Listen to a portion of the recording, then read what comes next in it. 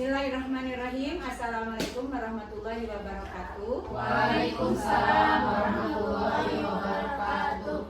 Pertama-tama saya ucapkan terima kasih atas kehadiran Bapak dan Ibu-ibu untuk menghadiri undangan saya, yaitu untuk kegiatan diseminasi budaya positif ya.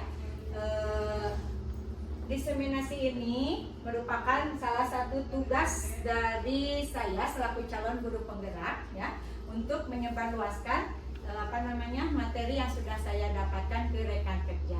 Oke. Berbicara tentang budaya positif ya, apa yang terbesit dalam pikiran ibu bapak yang berkaitan dengan budaya positif? Kebiasaan baik. Boleh? Kebiasaan baik. Kebiasaan baik. Yang lain? Sama? Yang lain dong, pendapat yang lain. Kebiasaan baik. Boleh, yang lain. Misalkan ke contohnya. Mengucapkan salam, betul Bu Neng. Terus? Disiplin. Terus? Bertanggung jawab. Ya, itu merupakan contoh-contoh budaya positif. Nah, pada kesempatan kali ini saya akan menyampaikan hal-hal yang berkaitan dengan budaya positif ini. Ya, oke. Ada beberapa konsep inti dalam budaya positif ini. Di antaranya adalah perubahan paradigma belajar, disiplin positif, nilai-nilai kebajikan, kebutuhan dasar manusia, motivasi perilaku manusia, posisi kontrol guru, keyakinan kelas, dan segitiga restitusi. Ya, ini adalah konsep-konsep inti yang ada dalam budaya positif yang nanti akan kita bahas satu persatu. Yang pertama, pembelajaran dengan paradigma baru. Nah, sebelum saya menjelaskan ini, saya ingin bertanya dulu kepada Bapak dan Ibu guru. Ada pembelajaran yang ada pembelajaran yang berpusat pada guru dan ada juga pembelajaran yang berpusat pada siswa. Nah, saya ingin tahu pembelajaran mana yang sudah Bapak Ibu laksanakan, yang sudah sampai saat ini, yang sudah dilaksanakan pembelajaran yang mana? Apakah yang berpusat pada guru atau yang berpusat pada siswa? Enggak, siapa yang mau berpendapat? Dua-duanya. Oke. Yang lain? Sama.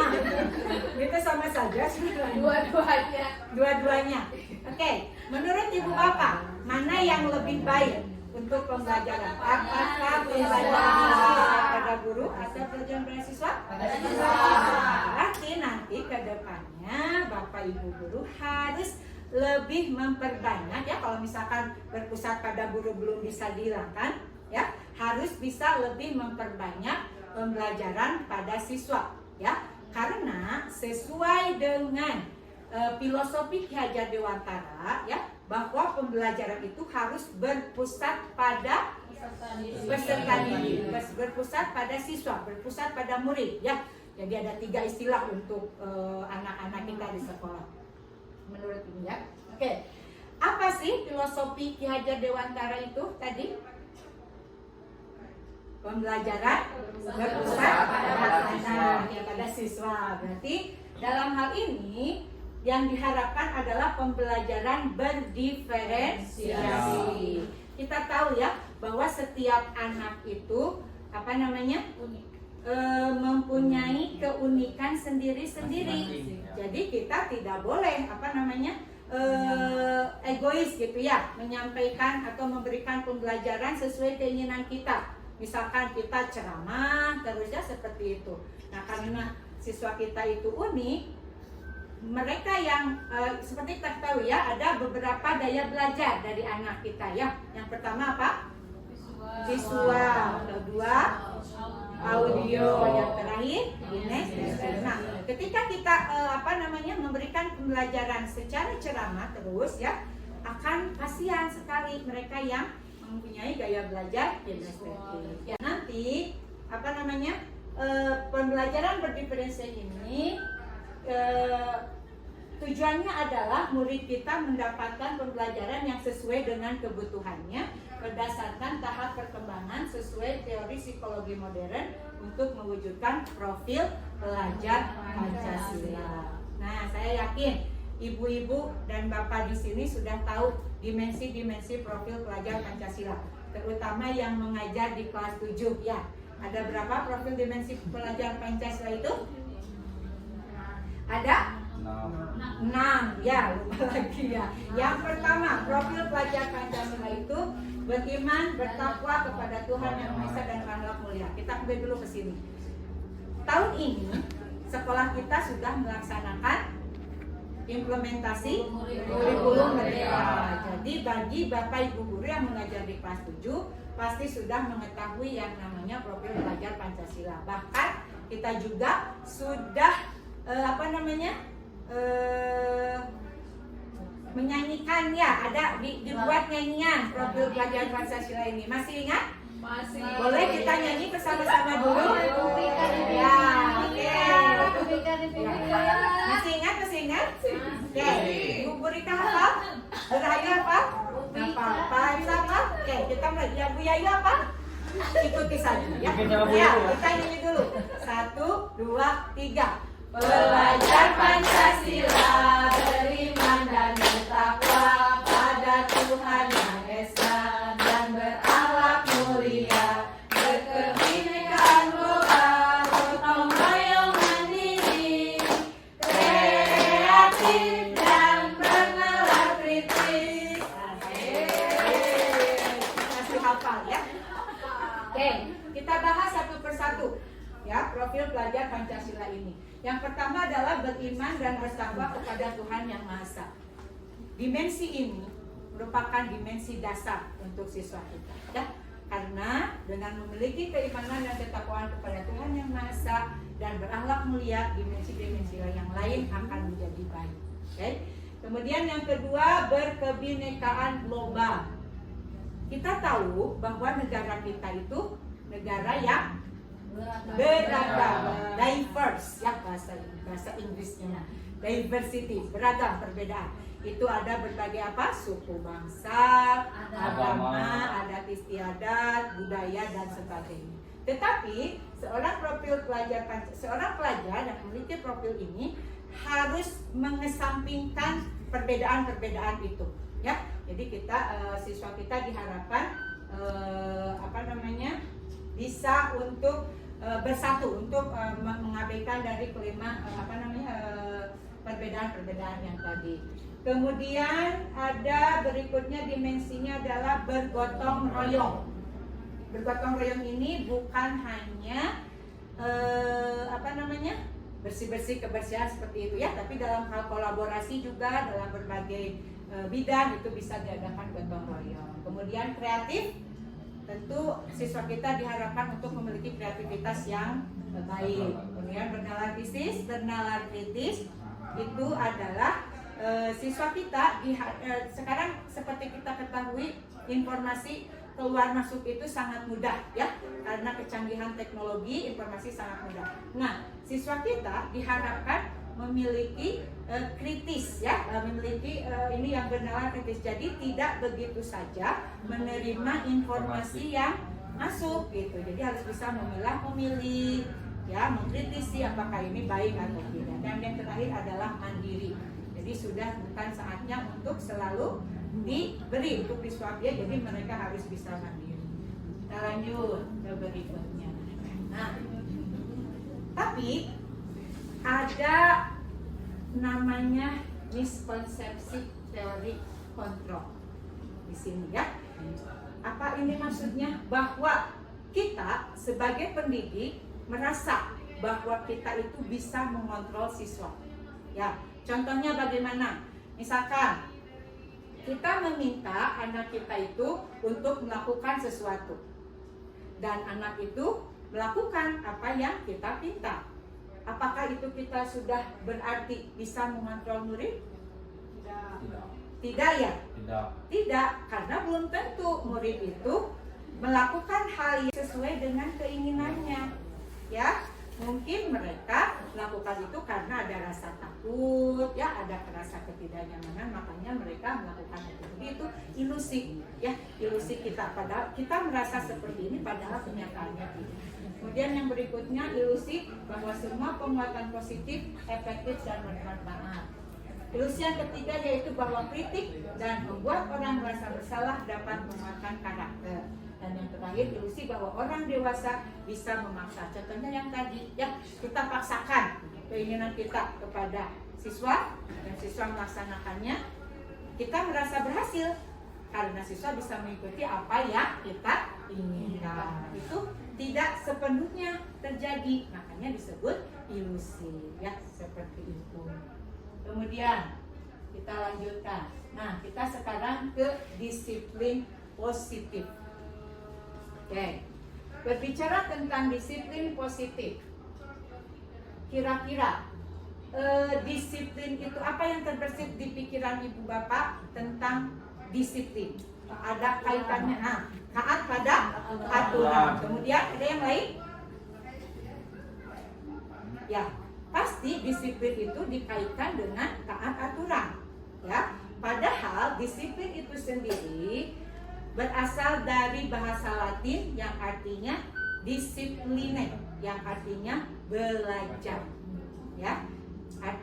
Disiplin itu artinya belajar, berasal dari bahasa Latin artinya belajar. Maksudnya apa? Bahwa setiap manusia itu harus belajar, ya, menumbuhkan motivasi intrinsiknya untuk melakukan sesuatu. Jadi tidak ada pengaruh dari luar. Ya, nanti kita bahas semakin dalam di silindia berikutnya. Nah, ketika sudah muncul dari dalam diri untuk berdisiplin diri, ya, dari dalam diri, maka akan muncul disiplin positif. Di mana disiplin positif ini merupakan suatu pendekatan untuk menerapkan disiplin dari dalam diri anak tanpa hukuman dan hadiah. Disiplin ini menuntut tanggung jawab atas apa yang telah dilakukan berdasarkan nilai-nilai yang diyakini. Jadi itu yang dimaksud dengan disiplin. Ya, memang betul mungkin taat aturan, tapi taat aturannya bagaimana dulu? Ya, kalau taat aturan karena takut akan hukuman, ya, taat aturan karena ingin diberi hadiah, itu belum merupakan disiplin yang positif, seperti itu, ya. Nah, tugas kita sebagai pendidik adalah menciptakan anak-anak yang memiliki disiplin diri yang kuat sehingga mereka bisa berperilaku dengan mengacu pada nilai-nilai kebajikan universal dan memiliki motivasi intrinsik. Jadi pada dasarnya motivasi intrinsik itulah yang harus kita kuatkan pada diri siswa-siswi kita, ya. Oke. Di sini ada kebajikan universal. Apa sih yang dimaksud dengan kebajikan universal itu? Ada yang sudah tahu yang dimaksud dengan kebajikan universal? Barangkali ada yang tahu. Universal apa? Menyeluruh. Kalau kebajikan? Kebaikan. Ya, kita lihat kan ini maksudnya. Oke, nilai-nilai kebajikan universal. Yang dimaksud dengan kebajikan universal adalah nilai yang disepakati bersama, itu lepas dari suku, bangsa, agama, bahasa maupun latar belakang. Tadi betul. Jadi kebijakan secara menyeluruh. Ya, nah, setiap instansi pasti memiliki kebajikan universalnya masing-masing. Nah, di modul yang saya pelajari ada beberapa contoh organisasi, ya. Tapi saya ambil 3 saja di sini. Organisasinya atau instansinya. Pertama, contohnya misalkan profil pelajar Pancasila. Ini adalah kebajikan universal, ya. Di mana tadi ada 6 dimensi. Yang pertama beriman dan bertakwa kepada Tuhan Yang Maha Esa dan berakhlak mulia. Di sini tidak ada kan satu dari misalkan suku bangsa, tidak salah satu dari situ ya, tidak terpisah-pisah kan, satu suku bangsa, agama, yang penting semuanya melaksanakan ini ya, jadi secara universal. Yang kedua mandiri, berkebinekaan global, bergotong royong dan kreatif. Itu adalah kebajikan universal untuk organisasi profil belajar Pancasila. Yang kedua, ini ada organisasi petunjuk seumur hidup dan keterampilan seumur hidup atau lifelong itu ya, lifelong example. Yang di sini ada kebajikan universalnya dapat dipercaya, lurus hati, pendengar yang aktif, tidak merendahkan orang lain, memberikan yang terbaik dari diri. Apakah ada di sini mengambil salah satu dari ini tadi suku bangsa atau agama? Tidak ya, jadi ini menyeluruh. Sama juga halnya dengan organisasi IBO Primary Years Program atau PY. Kebijakan universalnya ada toleransi, rasa hormat, integritas, mandiri, menghargai, antusias, empati, pengetahuan. Sebetulnya masih banyak yang lainnya, tapi ini contoh-contoh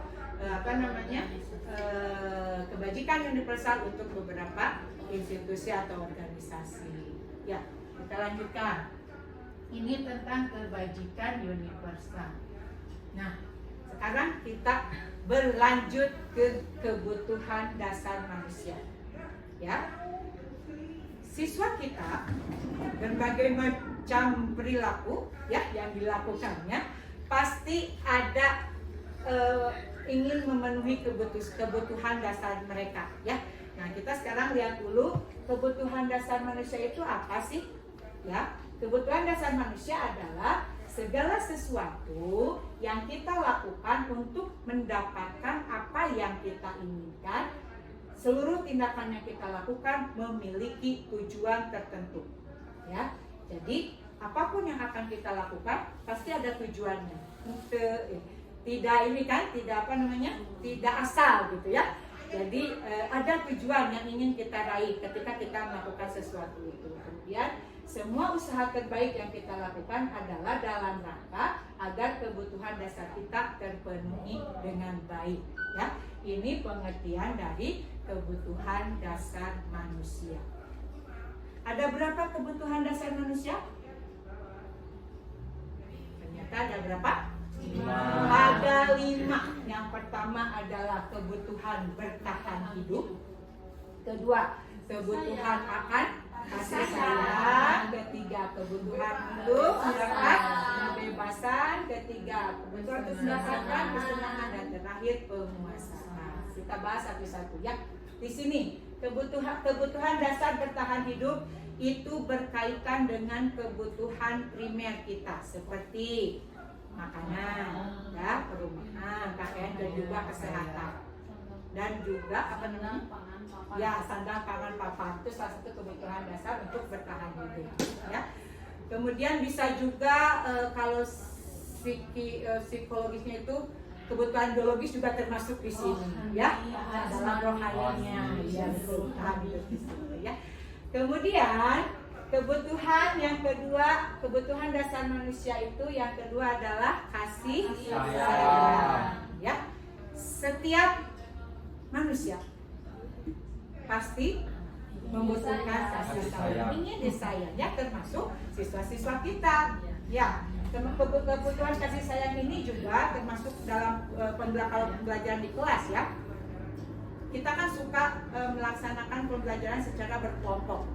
Ya, ketika ada dalam satu kelompok itu satu orang anak misalkan ya tidak aktif gitu ya dalam kelompok itu, mungkin dia sedang membutuhkan kasih sayang dari teman-temannya, ingin diperhatikan, ingin diajak ya, karena di dalam kasih sayang ini juga ada kebutuhan sosialnya gitu ya. Jadi selain untuk kasih sayang itu juga butuh kasih sayang dari orang lain seperti itu ya.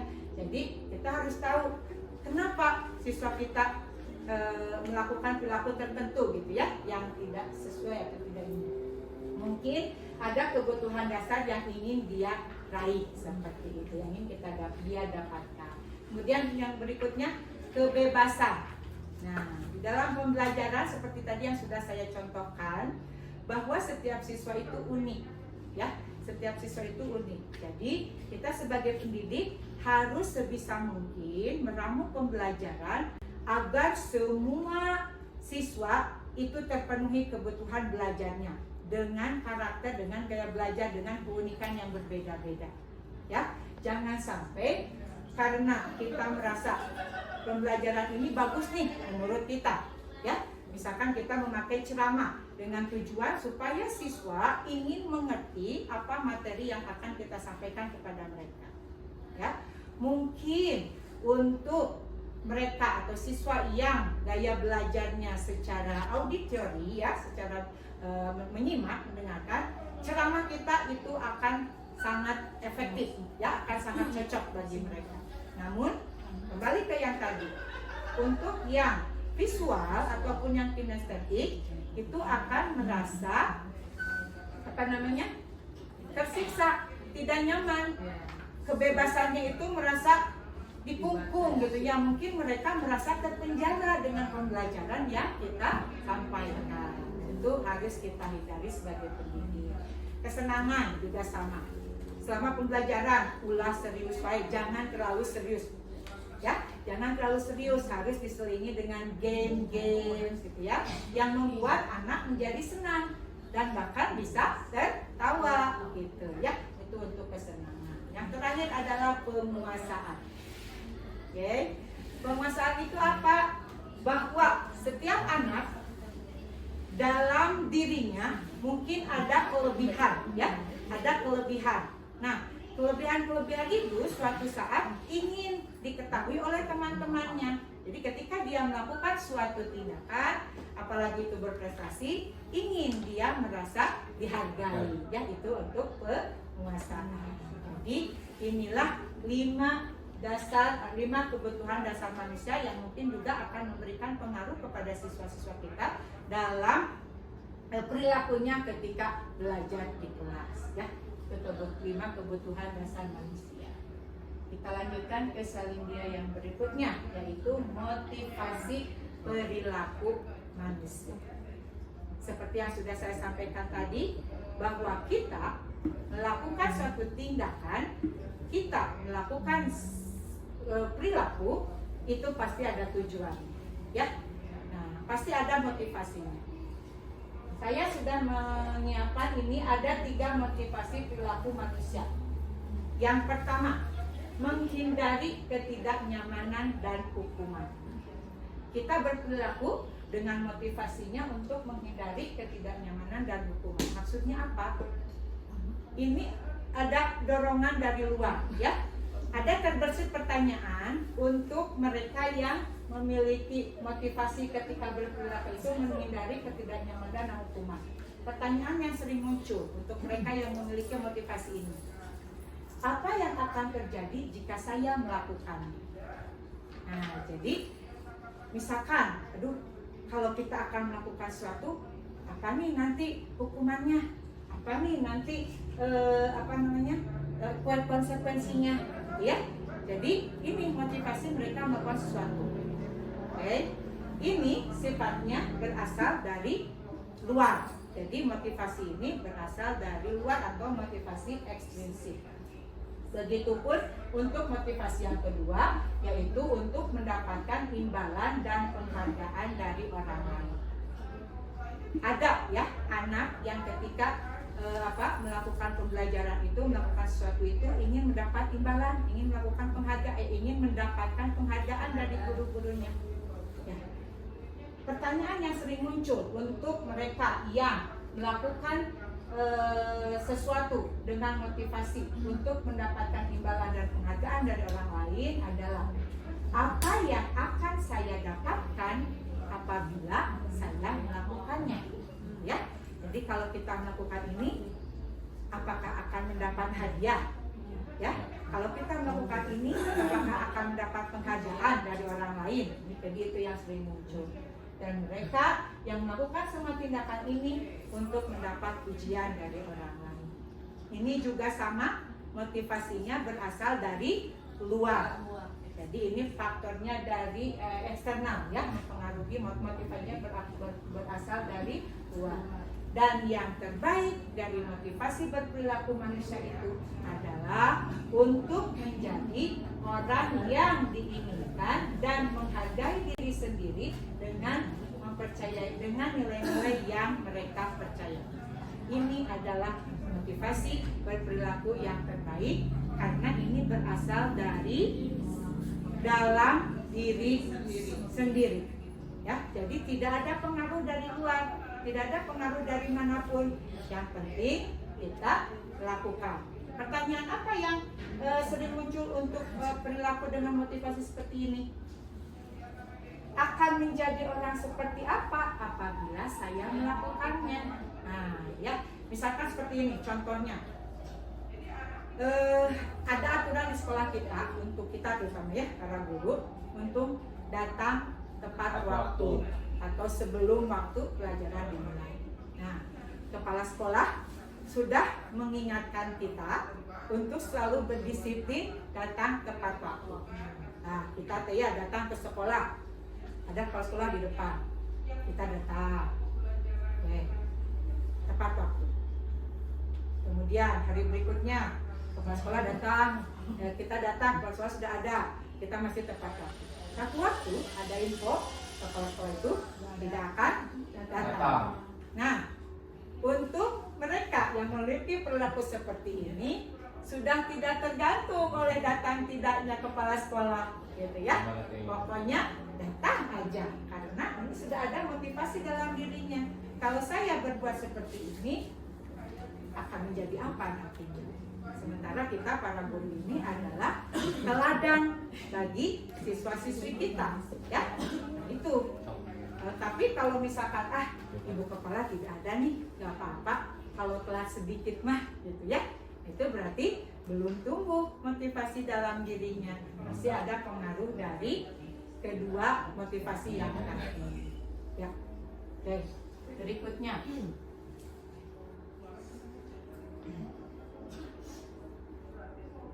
Nah, berhubungan dengan yang tadi, apa namanya?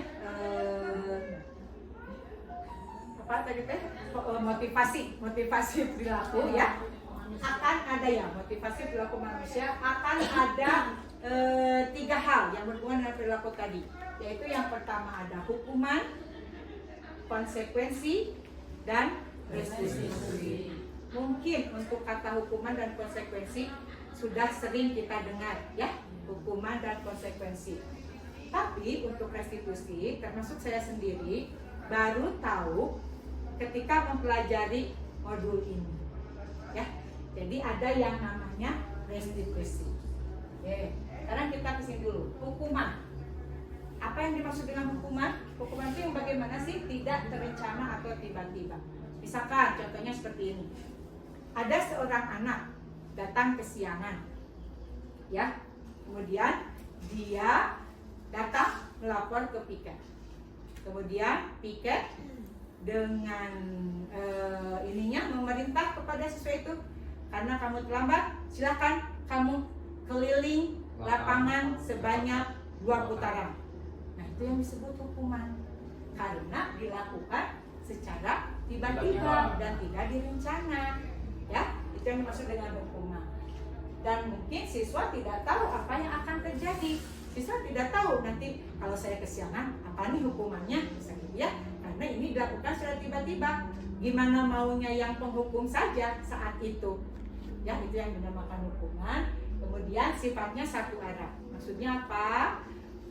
Sifatnya satu arah ini hanya ada dari penghukum. Ya. Sementara anak yang dihukum itu tidak bisa melakukan apa-apa, hanya mengikuti apa yang dilakukan oleh si penghukum. Dan pasti sesuatu yang hukuman itu pasti akan menyakitkan, ya, akan menyakitkan kalau dihukum. Oke, itu untuk hukuman. Kemudian ada konsekuensi. Bedanya hukuman dan konsekuensi apa?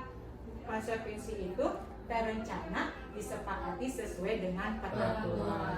Jadi mungkin mirip dengan hukuman ya, tapi ini sudah direncanakan. Misalkan gini, di sekolah kita kesiswaan itu menentukan atau membuat tata tertib ya, serangkaian tata tertib. Nah itu ya sudah disertakan dengan sanksinya. Misalkan kalau berkata kasar akan dipoin 5 gitu ya. Ada sanksinya kan? Ada sanksinya seperti itu konsekuensinya. Jadi sudah direncanakan. Ya, jadi anak-anak ketika melakukan kesalahan sudah tahu kira-kira nanti apa konsekuensi yang akan mereka dapatkan karena sudah ada ya, sudah dibuat tata tertib. Tapi tetap meskipun sudah tahu, sudah terencana, sudah disepakati, tapi tetap akan membuat siswa tidak nyaman karena ini kan suatu kesalahan ya dan proses. Nah, yang terakhir adalah restitusi. Ya, ini berbeda dari kedua ini karena ini yang kedua ini tadi sama motivasinya dari ekstrinsik, ini dari luar ya. Nah, kalau yang restitusi, apa sih yang disebut dengan restitusi? Restitusi itu proses menciptakan kondisi bagi siswa untuk memperbaiki kesalahan mereka. Ya, jadi ini adalah pemecahan atau pencarian solusi di mana kita bisa berdiskusi dengan anak akan kesalahan yang telah dilakukannya. Kita tidak semata-mata langsung menghukum, kita tidak semata-mata langsung memberikan konsekuensi, tapi kita melakukan dialog dulu, ya, melakukan dialog dulu, bertanya kenapa melakukan itu, ya, kemudian setelah tahu nanti apa yang bisa dia lakukan untuk memperbaikinya. Nanti ada diskusi ya, nanti akan dibahas di dia berikutnya di bagian segitiga restitusi nanti. Nah, yang terakhir di restitusi juga proses tata tertib yang membuat siswa mencari solusi sendiri, gitu, ya. Jadi tidak ditentukan oleh kita sebagai pendidik. Oke, nanti dicari oleh siswa sendiri. Ya, kita lanjut ke dia yang berikutnya. Nah, kita beralih ke posisi kontrol guru. Berhubungan tadi dengan restitusi, dengan penghukum, dengan konsekuensi. Ada 5 posisi kontrol guru. Ya, yang pertama sebagai penghukum. Yang kedua pembuat merasa bersalah. Yang ketiga sebagai teman. Yang keempat sebagai pemantau. Kelima sebagai manajer. Saya akan bertanya lagi. Sudah ada di posisi manakah ibu-ibu dan bapak semua dari kelima posisi kontrol ini? Saya akan tanya satu-satu barangkali ya, supaya jangan idem terus. Bu Rika, ada di posisi kontrol mana? Saya di 1 suka. 1 suka. Di 2 juga suka. 2 suka. Di 3 juga suka. 3 suka. Di 4 juga suka. Dan Di juga 3 juga suka. suka. Berarti semuanya ya. Sama, saya juga. Posisi 1 dan posisi 2 masih suka saya lakukan. Ya. Tapi tidak apa-apa. Nanti kita belajar berproses ya. Ada yang paling ideal di antara kelima posisi kontrol ini. Bu Rahayu barangkali posisi apa? Di posisi sebagai teman, Teman, nah. di posisi sebagai pemantau juga pernah, Pemantau pernah. di posisi sebagai manajer Manajer pernah. Oke, Bu Lina? Di penghukum pernah, Ingat? kalau di 2 belum. Belum? Yang seringnya di posisi 3. Posisi 3 sebagai teman. Ya, oke, saya memang melihat Bu Lina itu kalau berinteraksi dengan siswa itu memang layaknya sebagai seorang teman, ya. Tapi nanti Bu Lina akan ada yang lebih baik, ya. Dari 5 posisi kontrol ini ada yang ideal, bukan yang lebih baik, yang ideal. Semuanya boleh dilakukan sebetulnya, tapi alangkah lebih baik, terutama yang nanti yang ke-1, yang kedua itu kita kurangi kalau bisa dihilangkan ya posisi kontrolnya. Oke, Bu Ning. Yes, oke. Apa? Posisi kontrol mana? Di posisi kontrol mana? 1, 3 and 4. Ya, posisi sebagai penghukum. Kena. Oke. Teman? Pernah juga. Pemantau? Iya. Nah, sekarang ke Bu Ai sebagai guru BK. Ya, guru BP. Meskipun ya tidak mengajar langsung di kelas ya, tapi berinteraksi dengan anak itu sering sekali ya. Di posisi mana? Posisi 1 sudah lama tidak Alhamdulillah. bukan bagian BK ya. Apalagi membuat anak merasa bersalah. Ya. Yes. Kita bergerak di posisi ketiga dan keempat. Ya. Kelima juga. Kelima juga sudah oke? Ya, oke. Bunda Testi, boleh di posisi Bunda sekarang berapa? Mungkin yang Sama. pertama penghukum ya, kemudian yang teman dan pemantau Ya. dan manajer juga. Ya, oke. Bu Fika? Cuma kayaknya paling sering teh 3, 4, 5. 3, 4, 5. 1, 2 sudah ada dihilangkan? Aduh, Bu, ada kabar itu usaha. Bu Yuda? 1, 3, 4. Ya, sebagai penghukum, teman dan pemantau. Bu Yayu? Seringnya nomor 3. Nomor 3. Iya. Iya. Nah, langsung di dalam ruang kelas ya. Juga berinteraksi dengan anak-anak. Nomor berapa? Nomor 3. 3. Sebagai teman. Bapak yang paling ganteng terakhir. 1, 3, 4, 5. 1, 3, 4, 5. Ya, jadi ini adalah 5 posisi kontrol. Ya. Oke. Ada suatu kasus, ya, ada suatu kasus. Nah, ada kasus nih, ada kasus. Kasus ini bisa kita lihat di apa penyelesaiannya dengan 5 posisi kontrol ini. Kita lihat kasusnya apa ya? Nah, posisi kontrol dulu. Ini contoh penerapan posisi kontrol dulu. Ada kasus siswa tidak memakai atribut lengkap pada saat upacara. Apa yang dilakukan oleh guru dalam posisi kontrolnya sebagai penghukum? Apa yang diucapkan guru dalam posisi kontrol sebagai penghukum? Berdiri di lapang selama 1 jam. Ya, dengan suara yang agak tinggi, gitu ya, dan mimik wajah yang berwarna sebagai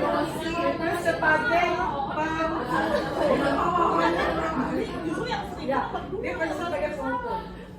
Mungkin anak akan mengikuti ya karena takut teak ya, tapi nanti akan ada muncul dendam di dalam dirinya kalau kita melakukan hal seperti itu ya. Oke, kemudian di posisi kedua pembuat rasa bersalah. Ini kita berbicara lebih lembut ya, lebih lembut tapi kata-katanya menusuk. Apakah lebih baik dari yang penghukum? Apakah lebih baik dari yang penghukum untuk membuat rasa bersalah itu? Langsungnya ke hati. Ya, ini langsung ke hati. Beberapa kali ibu ingatkan, kamu selalu melakukan kesalahan. Ya, ini lebih lembut tapi menyakitkan hatinya ya, dan mungkin nanti dia mungkin akan menurut dia langsung merasa bahwa dia orang yang gagal gitu ya dalam berperilaku kalau kita seperti ini. Nanti juga akan memunculkan rasa dendam. Iya, betul ya. Kayak jadi di sini pembunuhan karakter seperti ini yang secara verbal ini ya Bu Aya. Kalau ini mungkin bisa ke fisik nanti ya yang penghukum itu. Tetap meskipun merasa ini tapi dia lakukan. Tapi kalau ini masuknya ke hati, masuknya ke fisik juga ke penghukum. Ya. Jadi kalau bisa kita tidak melakukan 2 hal ini, ya, karena akan menyakiti siswa. Berikutnya posisi kontrol sebagai teman. Nah, ini yang dilakukan Bu Lina mungkin ya. Salah satu ucapannya mungkin seperti ini. Ayolah, ikuti aturan sekolah. Jangan diulang lagi kesalahannya, ya. Oke. Seperti itu, jadi kita berinteraksi seperti teman gitu. Dengan ada yang akrab dan ramah, tidak ada gap antara orang dewasa dan anak gitu ya. Ini posisi sebagai teman. Nah, posisi sebagai pemantau. Kamu sudah melanggar aturan sekolah. Kamu tahu apa konsekuensinya. Jadi yang dimaksud pemantau itu kita memantau siswa, ya, melakukan kesalahan, ya. Ketika mereka melakukan kesalahan, sudah ada konsekuensi yang harus mereka dapatkan, gitu ya. Karena itu sudah tertera dalam tadi ya, seperti yang tadi contohnya ada kata tertib, kemudian ada konsekuensi. Sudah ya? Ada satu lagi ya. Satu lagi, posisi sebagai apa? Manajer.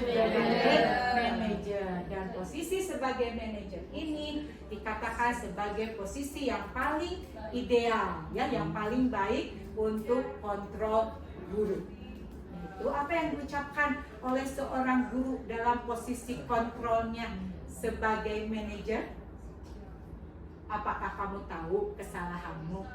Jadi kita tanya dulu, ya, kita ajak dulu anak berdiskusi, kita ajak dulu berdialog. Apakah kamu tahu kesalahanmu? Nanti dia akan menjawab, ya. Jadi tidak langsung oleh kita, kamu sudah tidak lengkap atributnya. Nah, jadi tidak seperti itu. Kita tanya dulu ke anak, ya. Nanti anak akan mengeluarkan kesalahannya apa, gitu ya. Kemudian nanti kita cari solusinya. Kira-kira apa yang akan kamu lakukan untuk memperbaikinya? Kita tidak langsung mengingatkan anak, nanti kamu harus begini. Kamu tidak boleh begini, ya. Jadi kita cari solusi yang akan anak lakukan untuk memperbaiki kesalahannya. Itulah posisi manajer. Ya, sudah barangkali mungkin saya yakin ibu bapak juga sudah melakukan hal ini, ya. Cuma tidak disadari atau pernah melakukan seperti ini? Asal pernah, ya, berarti bagus. Dan nanti yang diperbanyak harus posisi kontrol ini. Saya tolong ya, nanti ya, posisi ini yang paling ideal, yang paling baik, ya. Tadi juga ibu lihat bapak lagi ngobrol sama anak-anak, menggali dulu ininya, ya. Itu sudah dilakukan, tapi nanti tinggal konsekuensinya, solusinya harus kita tanyakan ke anak mau apa, ya. Oke, ini untuk 5 posisi kontrol guru. Nah, sekarang kita kuis dulu, ya. Kita kuis dulu. Berada di posisi kontrol apakah aku? Nah, nanti saya akan menampilkan contoh pertanyaan atau ya pertanyaan-pertanyaan yang akan disampaikan di sini. Nanti ibu bapak tebak kira-kira ini sebagai posisi kontrol apa? Boleh mengacungkan tangannya, jangan borongan, ya. Yang pertama, ingat bukan apa yang telah saya lakukan padamu? Kira-kira ini posisi kontrol apa? Jawab. Ingat bukan apa yang telah saya lakukan padamu? Ya, ada yang berpendapat? Apa ini? Jangan takut salah. Oke, apa? Sebagai posisi apa? Berika? Ingat bukan apa yang telah saya lakukan padamu itu penghukum. Penghukum. Oke, ada pendapat lain yang berbeda dengan Berika? Ulah idem. Aku masih Manajer. Terus, ada pendapat lain? Pemantau. Penghukum, pembuat rasa bersalah, teman, pemantau, dan manajer. Pembuat rasa bersalah. Pembuat rasa bersalah. Masih ada 2 lagi. Atau udah kita lihat saja, ya. Apa? Sebagai teman. Karena kan di sini kita sudah misalkan kita sudah berbuat pada anak kita. Nanti kamu jangan lakukan lagi, ya. Itu kan pernah seperti itu. Pernah nggak kamu tahu yang pernah saya lakukan? Jadi untuk membela dia, untuk tidak membuat dia buntu, ya seperti ini ya. Jadi itu tadi. Nah, yang kedua, saya kecewa sekali dengan kamu. Sepakat ya? Kedua, sebagai apa? Pelakuan bersama-sama. Kita lihat betul tidak jawaban Bapak? Iya. Yang berikutnya, bagaimana kamu bisa menyelesaikan masalah ini? Betul, kita lihat dulu. Ya, itu tadi untuk materi tentang 5 posisi kontrol guru. Kita lanjut ke Salindia yang berikutnya. Salindia. Nah, keyakinan kelas. Saya akan minta pendapat lagi. Mengapa keyakinan kelas bukan peraturan kelas? Ya, sementara ini selama ini yang kita tahu kan ada peraturan kelas, ada juga kesepakatan kelas, ya. Nah, sekarang yang ditekankan di dalam pembelajaran ini, ya, yang di modul ini ada yang namanya keyakinan kelas. Kenapa keyakinan kelas? Bukan karena disepakati, jadi kesepakatan. Sesuatu yang diyakini. Nah, Dipercaya. oke, sesuatu yang diyakini dan dipercaya. Apa bedanya dengan peraturan kelas? Kalau ya seperti itu ya, karena dengan kita meyakini, oke, terima kasih atas pendapatnya. Dengan kita meyakini sesuatu itu, maka kita akan melaksanakannya ya sesuai dengan yang kita lakukan. Intinya tidak ada pengaruh dari luar. Kalau peraturan mungkin bisa saja ditentukan oleh guru nih, guru melakukan membentuk peraturan-peraturan. Anak tidak tahu apa-apa, pokoknya harus mematuhi segala peraturan ini. Tapi kalau keyakinan, mereka itu yakin ya yang harus melakukannya. Nah, dalam pembentukan keyakinan kelas ada hal-hal yang berhubungan dengan pembentukan keyakinan kelas ini. Keyakinan kelas itu bersifat abstrak, ya, karena ini sesuatu yang kita yakini tidak konkret gitu, tidak nyata, ya. Jadi nilai-nilai yang kita yakini. Kemudian berupa pernyataan universal, jadi tidak ada parsial, ini semuanya menyeluruh seperti itu. Kemudian sedikit saja agar mudah diingat, ya. Jadi keyakinan kelas itu tidak perlu banyak-banyak, maksimal cukup di 8, ya, 8 poin. Itu juga sudah banyak, 8 poin. Intinya jangan terlalu banyak supaya mudah diingat dan dilaksanakan nanti oleh siswa. Berikutnya,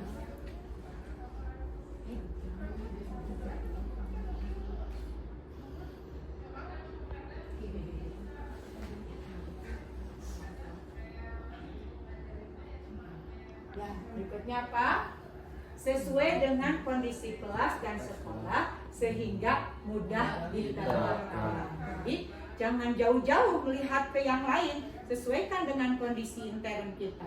Kondisi kelas kita seperti apa? Kondisi sekolah kita seperti apa? Sesuaikan dengan kondisi tersebut. Ya, tidak perlu melihat jauh-jauh ke luar. Terus kemudian semua warga sekolah atau warga kelas dilibatkan saat penyusunan keyakinan kelas atau sekolah. Ya, nanti pada prakteknya mungkin Bapak Ibu di sini banyak sebagai wali kelas, ya. Nah, nanti di kelas kita praktekkan keyakinan kelas ini, di mana semua siswa nanti dilibatkan. Ya, misalkan dengan kita memberikan post-it, ya, memberikan post-it atau kertas, secari kertas, kita bagikan ke anak-anak, kemudian anak-anak mengisi keyakinan apa yang ingin mereka sampaikan.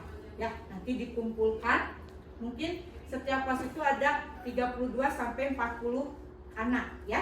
Semua diminta untuk menuliskan keyakinan mereka.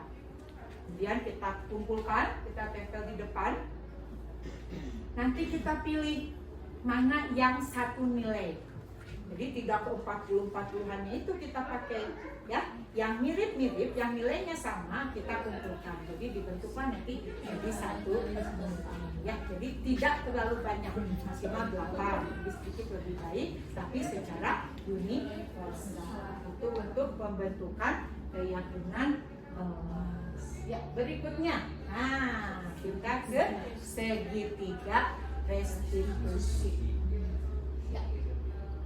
Segitiga restitusi ini seperti ini bentuknya.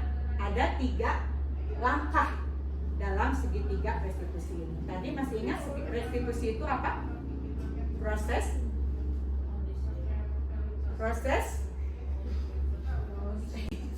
lupa lagi ya, proses pengkondisian siswa dalam menyelesaikan masalah seperti itu ya. Jadi harus ada komunikasi dulu, harus ada dialog dulu, wawancara dulu dengan siswa. Ada 3 langkah dalam segitiga restitusi ini. Langkah pertama adalah menstabilkan identitas. Maksudnya apa? Teori kontrolnya adalah bahwa kita semua akan melakukan hal yang terbaik yang bisa kita lakukan. Ya, jadi kita stabilkan dulu. Siswa mungkin sudah melakukan kesalahan, tapi kita stabilkan dulu. Kita yakinkan bahwa memang setiap orang itu pasti akan melakukan kesalahan. Ya, kita stabilkan dulu supaya dia tidak terlalu down gitu akan kesalahan yang telah diperbuatnya. Itu karena itu kita sebetulnya ingin melakukan hal yang terbaik. Tapi satu waktu kita mungkin melakukan kesalahan, maka kita stabilkan dulu kondisi siswa tersebut supaya dia tidak down. Kemudian validasi tindakan yang salah. Siswa tadi sudah melakukan kesalahan, tapi mungkin dia melakukan kesalahan itu ada alasannya, ya. Maka kita ini teori kontrolnya adalah semua perilaku memiliki alasan. Kemudian berikutnya langkah ketiga adalah menanyakan keyakinan. Setelah siswa mengungkapkan alasannya melakukan kesalahan itu, kemudian kita semua memiliki motivasi internal. Kita tanya, ya, apakah kesalahannya itu sudah menyalahi keyakinan kelasnya?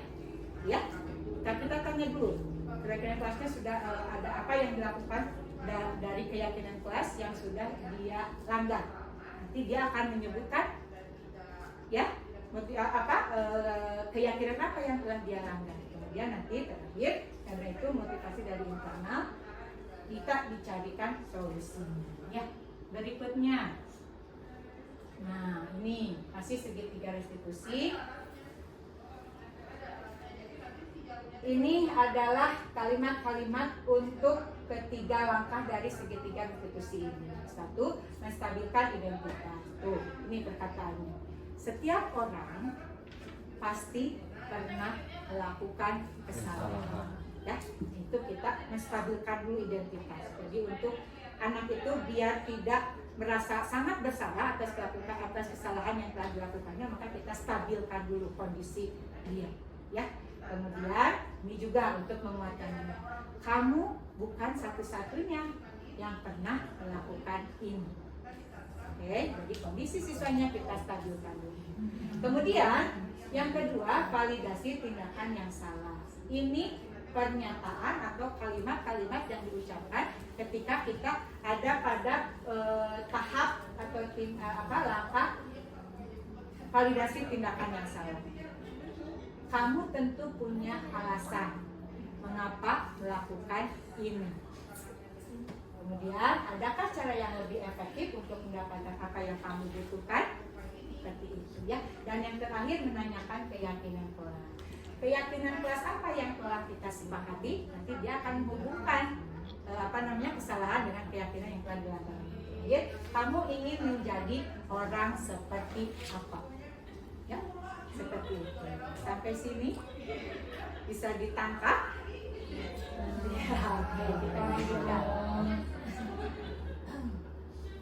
Nah, ini adalah contoh dari pelaksanaan segitiga restitusi segitiga restitusi yang sudah saya laksanakan. dilaksanakan. Ada suaranya tidak? Nah, oke, dengar. Bahasa Indonesia nih, karena ini sering sekali bahasa Indonesia.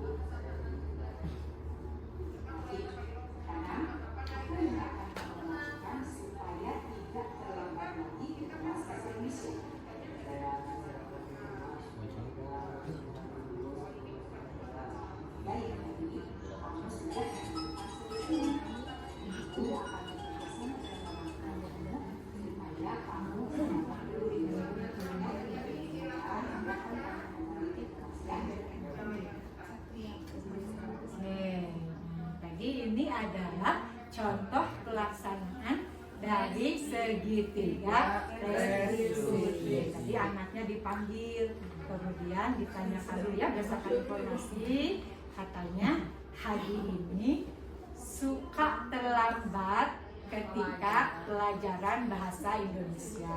Ya, ditanya sudah 4 kali katanya melakukannya ya. Kepada guru bahasa Indonesia. Ada laporan juga ke wali kelasnya bahwa beberapa anak itu suka terlambat masuk ke kelas. Kemudian saya menanyakan alasannya kenapa sampai suka terlambat. Ternyata katanya dia lapar. Jadi sebelum masuk kelas itu ke kantin dulu, makanlah dulu di kantin, tapi lupa waktu. Sehingga ketika jam belajar sudah dimulai, dia masih di kantin dan akhirnya terlambat masuk ke kelas. Itu alasan dia sering terlambat dulu ya. Kemudian nanti diajak ngobrol ya, tadi diajak ngobrol. Alasannya itu karena tidak pernah sarapan, tidak keburu sarapan dari rumah. Makanya ketika di sekolah dia merasa lapar. Kemudian dicari ya solusinya. Kemudian ditanya, keyakinan kelas apa yang sudah kamu langgar? Tadi apa katanya? Keyakinan kelas apa yang dilanggarnya? Keyakinan kelasnya disiplin. Nah, jadi dia kan termasuk anak yang tidak disiplin ya, karena tidak tepat waktu masuk ke kelas. Dan terakhir dicarilah solusi bahwa dia tidak akan terlambat lagi, dengan catatan dia akan sarapan dulu di rumah. Dan kemudian di sini ibu gurunya juga akan membantu solusi yang dilakukan oleh anak tadi ya, bahwa akan berkomunikasi dengan orang tuanya untuk orang tuanya diminta untuk menyediakan sarapan pada hari supaya dia sarapan dulu di rumah, dan ketika datang ke sekolah sudah tidak harus ke kantin dulu, sudah tidak lapar dan tidak ke kantin. Oke, barangkali itu saja yang sudah ingin saya sampaikan. Tapi sebelum saya tutup, ini ada kata-kata penutup dari saya merupakan kesimpulan bahwa dalam menerapkan disiplin positif, hendaknya guru memiliki standar kepribadian profesional dan sosial yang baik, di mana guru mampu merefleksi dirinya ada di posisi kontrol apa saat ini ya. Jadi tadi posisi kontrol Bapak Ibu masih dilakukan yang tadi yang 5 silakan, tapi nanti diperbaiki ya sebisa mungkin posisi kontrol yang ke-1 yaitu penghukum dan pembuat rasa bersalah itu dikurangi sedikit-sedikit kalau bisa dihilangkan ya, meskipun memang kadang kita tidak bisa mengontrol juga ya, ada situasi tertentu manusiawi itu ya, tapi kita tetap berusaha untuk membuat siswa kita nyaman ya. Bagaimana peran dirinya sebagai among atau manajer yang menuntun murid-muridnya menjadi insan yang mandiri, merdeka dan bertanggung jawab sesuai dengan standar pendidikan nasional. Nah, ibu-ibu, bapak sekalian, demikianlah diseminasi yang bisa saya sampaikan. Mudah-mudahan ada manfaatnya. Mohon maaf kalau misalkan ada salah kata. Akhirul kalam. Wabillahi taufiq wal hidayah. Wassalamualaikum warahmatullahi wabarakatuh. Waalaikumsalam warahmatullahi wabarakatuh. Terima kasih.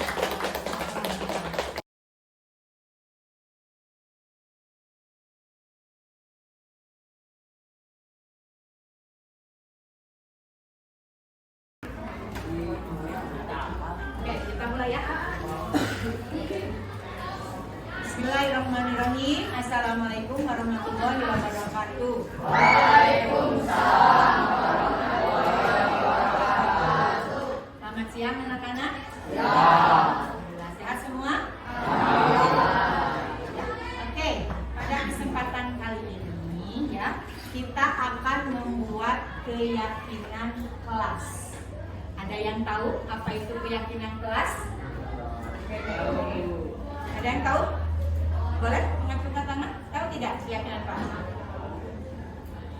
Keyakinan kelas itu apa?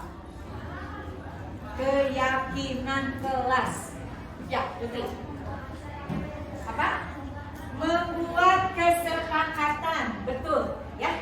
Jadi, keyakinan kelas itu hampir sama dengan peraturan. Ya, peraturan kelas hampir sama. Tapi perbedaannya apa? Kalau keyakinan kelas itu akan muncul dalam diri kita bahwa kita yakin telah membuat suatu kesepakatan, ya. Kalau peraturan akan cuma ditentukan aja. Peraturannya seperti ini. Nanti kalau melanggar peraturan akan ada sanksinya, gitu ya. Nah, kalau keyakinannya, karena kita yakin telah membuat kesepakatan ini, maka nanti kalian akan bisa melaksanakannya dengan sungguh-sungguh. Bisa dipahami? Oke, nah sekarang kita akan mencoba membuat keyakinan kelas ya. Apa sih contohnya keyakinan kelas itu? Misalkan kita harus saling menghormati sesama teman. Nah, itu sepakat semua ya. Sepakat tiap orang menulis, mungkin ada beberapa yang menulis itu. Oke. Atau juga misalkan ada kesepakatan lain, jangan mencontek. Nah, kesepakatan juga ya itu ya, kesepakatan terutama antara kalian dengan ibu bapak guru di sekolah ya. Seperti itu. Jadi kalian jangan mencontek. Tetapi dalam pembuatan keyakinan kelas ini tidak boleh ada kata negatif. Ya, tadi apa? Kesepakatannya jangan mencontek. Nah, kita tidak boleh menggunakan kata jangan. Jadi harus menggunakan kata-kata yang positif. Nah, kalau misalkan persamaan jangan mencontek apa? Supaya tidak ada kata jangannya. Kita harus bagaimana? Nah, tidak boleh ada kata tidak. Buang kata tidak atau jangannya. Jadi kira-kira apa? Tidak boleh mencontek.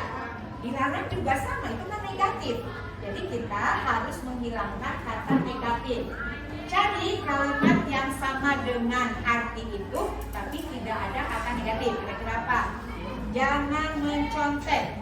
Berarti kita harus jujur lawannya, maksudnya jadi harus mencontek ya. Jadi jangan mencontek, buang jangannya, jangan jadi harus mencontek, jangan ya. Yang artinya sama dengan jangan mencontek. Siapa tadi contohnya? Jujur. Jadi harus jujur. Maksudnya kita bekerja dengan kemampuan kita sendiri, bukan hasil mencontek seperti itu ya. Satu lagi contohnya. Nah, kita sedang menggalakkan budaya GPBLHS itu ya. Kita harus senantiasa bersih. Nah, di sini tadi ada sampah. Ada kesepakatan kelas. Jangan membuang sampah sembarangan. Nah, kita tidak boleh menggunakan kata jangan. Jadi harus kalimatnya positif. Berarti apa? Membuang sampah pada tempatnya. Membuang sampah pada tempatnya. Betul. Terus apa lagi? Jagalah kebersihan. Jadi seperti itu ya. Tidak boleh ada kata tidak, jangan, dilarang. Jadi kita buang kata-kata yang bersifat negatif. Jadi harus ya positif. Nanti akan tujuannya nanti untuk menimbulkan budaya positif di diri kalian. Ya, jadi melaksanakan keyakinan ini akhirnya nanti kalian memiliki karakter untuk melakukan sesuatu yang positif. Ya, bisa dipahami ya? Oke, nah sekarang Ibu akan membagikan ini. Ya, nanti kalian akan dapat satu-satu kertas ini. Ya, terus nanti kalian tulis kesepakatan apa yang ingin kalian buat untuk kelas kita, terutama untuk pembelajaran bahasa Inggris bersama Miss Erna. Ya, dan juga untuk menjaga lingkungan kelas kita supaya tetap bersih, nyaman, ya, dan tidak kotor. Tidak boleh digunakan kata tidak, ya, itu supaya lingkungan belajar kita nyaman dan kalian oke dan bersih seperti itu, ya. Sekarang misalnya akan membagikan ini satu orang satu, tuliskan satu saja kesepakatan yang ingin kalian buat untuk kelas kita. Bisa paham ya? Oke, siap.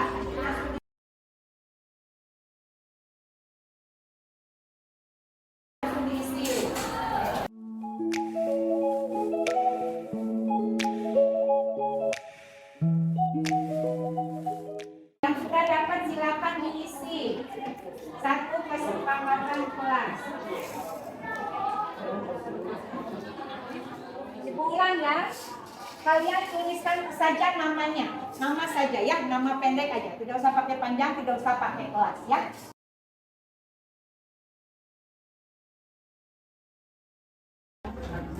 Ya, silakan. Yang sudah selesai, oke, tulis dulu semuanya. Yusuf sudah? Sudah, tunggu dulu ya. Nanti kalian satu-satu ke depan. Kasih waktu 1 menit saja cukup. Dah. Dah, Raju ingin kesepakatan kelasnya apa? Sesama teman ya, untuk berhubungan dengan kebersihan. Kamu punya sendiri, Chandra sudah?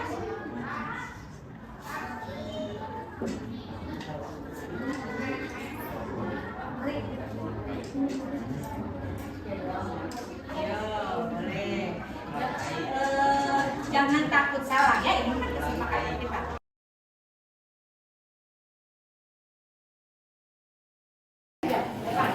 Simpan dulu ya di keyakinan kelas. Ya.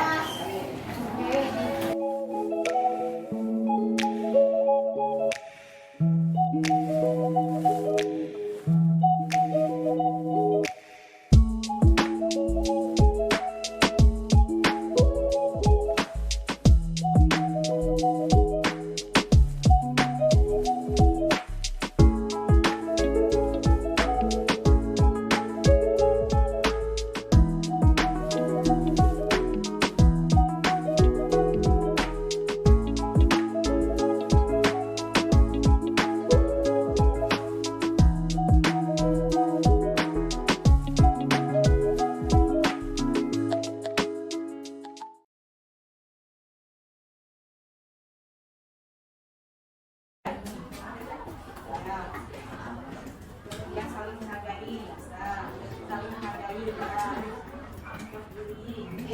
saling menghargai sesama yang lain.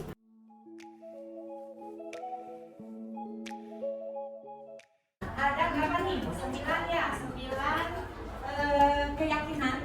Ini hampir sama semua ya. Di sini disebutkan apa namanya? Kelompokan. Sudah ada 9 ya. Yang pertama, hargailah guru yang ada di depan kita. Jadi intinya harus menghargai guru ya. Kalian harus menghargai guru baik yang ada di depan kelas maupun ketika di luar kelas. Kalian harus menghargai guru. Itu kesepakatan ya. Dan harus kalian yakini sehingga nanti kalian akan melakukan keyakinan ini dengan baik ya. Yang kedua, jagalah kebersihan kelas dan lingkungan sekitar ya. Itu yang kedua, keyakinan yang kedua.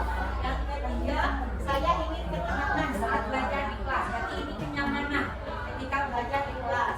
Harus saling menghargai sesama teman ya. Termasuk nanti di dalamnya 20 biji. Menghargai teman.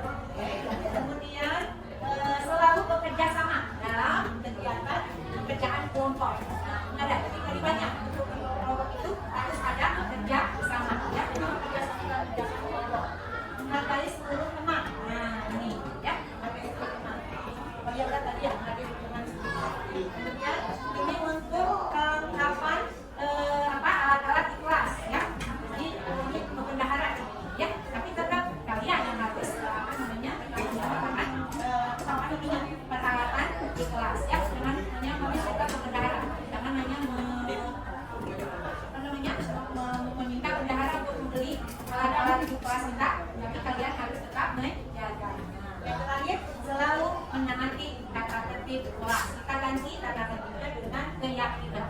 Jadi selalu laksanakan keyakinan kelas. Nah, jadi dari 38 ini kita ambil secara umum keyakinan kelas ya. Seperti tadi yang sudah Ibu sebutkan. Kalian sepakat dengan keyakinan kelas ini? Apakah semuanya? Oke, karena kalian sudah sepakat, nanti kalian harus menandatangani pembuatan keyakinan kelas ini. Dengan kalian menandatangani, berarti kalian sudah sepakat dan nanti ke depannya kalian harus melaksanakan keyakinan kelas ini. Ya, oke, silakan satu-satu ke depan. Mulai dari sini ya, satu orang untuk menandatangani keyakinan kelas yang telah kita buat.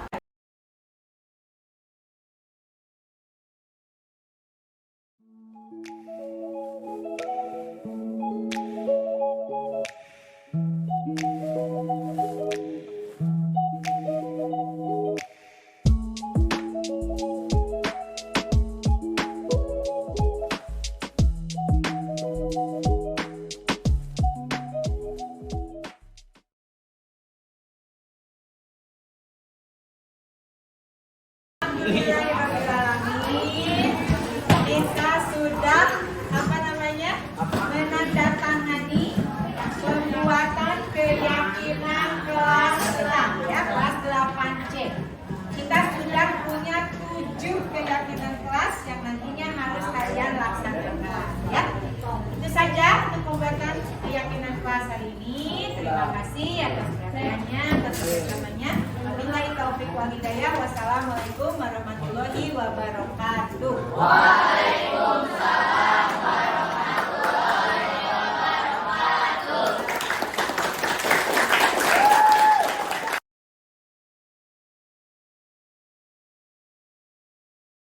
Assalamualaikum warahmatullahi wabarakatuh. Perkenalkan, saya Putri Rahmanur Aini dari kelas 8C akan menjawab pertanyaan-pertanyaan dari membuat keyakinan di kelas 8C. Assalamualaikum warahmatullahi wabarakatuh. Saya Nailan dari kelas 8C. Assalamualaikum warahmatullahi wabarakatuh. Saya Faris Melandar dari kelas 8C. Assalamualaikum warahmatullahi wabarakatuh. Perkenalkan, nama saya Fahri Fahreji dari kelas 8C.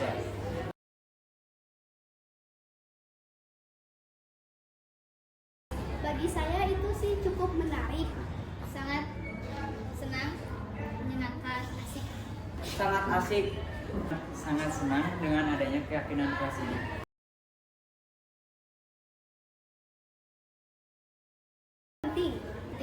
Penting sekali. Itu sangat penting.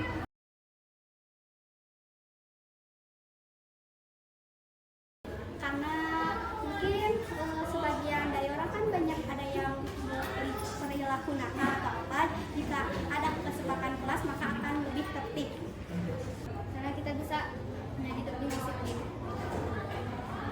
kita lebih menghargai. agar kita lebih dapat bertanggung jawab.